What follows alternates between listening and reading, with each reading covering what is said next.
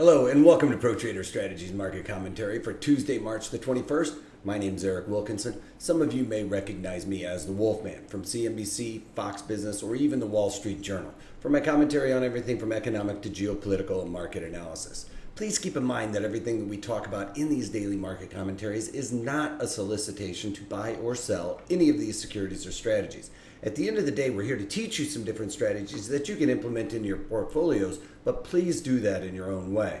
The reason why I can't give you a recommendation on a particular stock or strategy is because I don't know your risk parameters. I don't know what's in your portfolios, and therefore what I'm doing could be counterintuitive to what you are already doing. Having that out of the way, let's get this on. We got some economic data from across the pond. Great Britain, CPI came in at 2.3%, was expected to be 2.1%, so just slightly higher than expected there.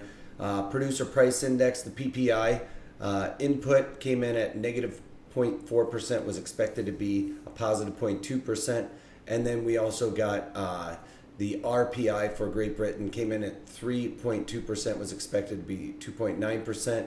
Core CPI came in at 2%, was expected to be 1.7%. And the PPI output came in line with expectations at 0.2%. Here in the United States, all we have really is this morning had Fed Governor Dudley speaking, FOMC Fed Governor Dudley speaking, and then also current account balance, which I don't even really look at. And then that's about it for the most part.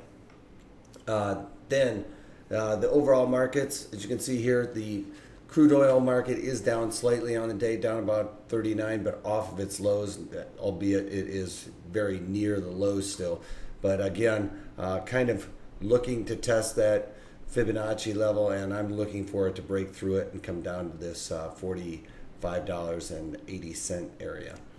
Then on to gold. Gold's pushing higher as the overall equities are down on the day. Actually opened up above that 200-day moving average, so that is a sign of renewed vigor for the bulls, if you will. The next line in the sand for it to get past is going to be right here at the 1248 area in the gold futures. So they're up quite nicely today.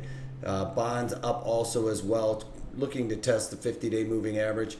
Again, this is flight to quality, just as in gold. You know, whenever you see everybody pulling money out of the equities, they're going to be needing to put their money somewhere. Right now, we've got the retail sector and the transportation sector really kind of taking on the chin. Retail probably a little bit more than the transportation.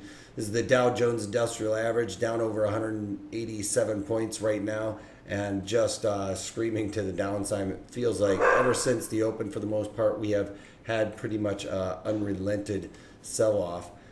The NASDAQ, now if we look at this, the NASDAQ selling off, but did make a new 52-week high. Now the question is, why is the market selling off with that 52-week high in? We can look at it on the 30-day chart, and this is what we're looking at. Remember, I've been talking about this. In the day session, these guys have to print the high, the historical high especially, inside the daily open market trading. So they finally achieved that right on the open. As you can see, this is 6:30 West Coast time, which makes that the opening bell on New York Stock Exchange. Rallied up, printed that new high intraday, and it puked out immediately and has been pretty much unrelented to the downside. So those guys, that's what I was talking about. We weren't going to see any kind of pullback, really. I didn't think, until they captured that historical high and printed a new historical high intraday. That happened today, and we are seeing that sell-off happen now. This is the E-mini S&Ps down over 20 points on the day. Again, breaking below that support level that I was looking at right here. If we get much lower, it's going to really want to retrace all the way back down to this 2260 area. So that would be the next real area to look for this market to kind of head to. Then if we look at a couple of things that I've done, this is also the E-mini S&Ps, but XRT is a trade that I decided to take off with the retail sector yesterday getting beat up. This also broke below the value area low here. So I was really looking to cover it immediately today if it didn't show any sign of support or upside potential.